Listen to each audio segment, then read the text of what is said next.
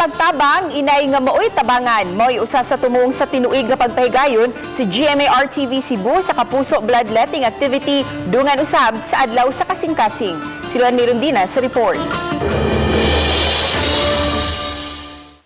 Sagad sa mga midonate sa ilang dugo, mga sakop sa kapulisan, BJMP ug armadong kusog sa Pilipinas, sama sa Philippine Army ug Philippine Navy. Gipunting sa Philippine Navy nga 30 sa ilang mga personnel makadonate og dugo. Alang kang Seaman First Consuelo Ralios, mas tamis ang pagdonate, inay nga ikaw maoy hatagan og dugo. Nakapagbibigay ako, siyam na tao na yung nabigyan ko ng dugo. Nung ako na yung binigyan, iba yung feeling. Talagang mas masarap yung feeling ng ikaw ang nagbigay.